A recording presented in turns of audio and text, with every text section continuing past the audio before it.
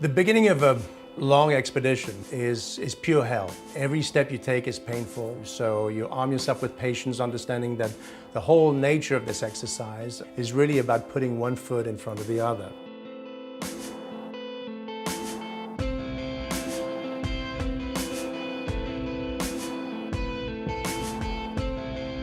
So how do you become an Arctic explorer? Well, I mean, it starts, I think, with a dream, and as a child I was exposed to early novels and accounts of the golden age of exploration. So early on I knew that I would want to become an adventurer and explore in nature. But athleticism is something that I did out of passion and out of personal engagement. My role as both an athlete, as an advocate, and as a photographer is to try and really generate that level of interest into the polar regions.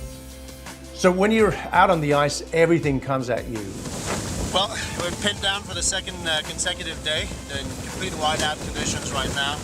Then you've got this freezing, humid, cold Arctic wind that goes right through you and penetrates you to the bone. You have no option but just to carry on moving forward.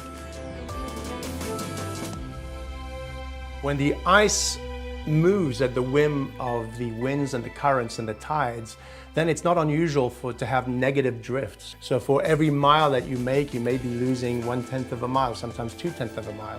It makes for open leads of water, which are basically waterways. And that you've got a sledge behind you, you're carrying anywhere from 200 to 400 pounds of gear, depending on the length of the trip. You start progressively to push your rhythm a little bit more, little by little. You up it from 8 hours of travel initially to 9 and then 10.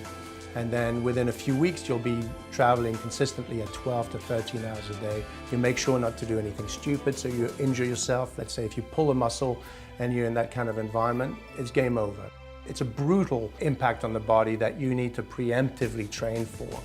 And so the training will be a mix of cardiovascular and core training.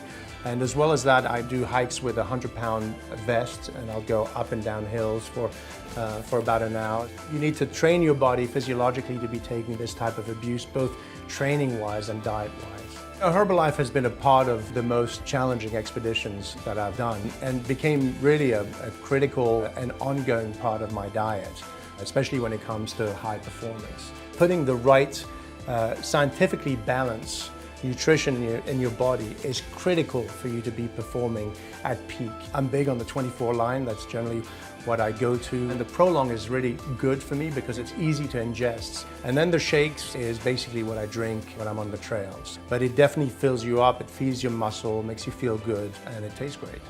It's really only about setting your mind to it, establishing a goal, understanding how to reach that goal by coming up with a strategy and applying that strategy one step at a time in order to get there. And you can really impress yourself by how far you can actually go.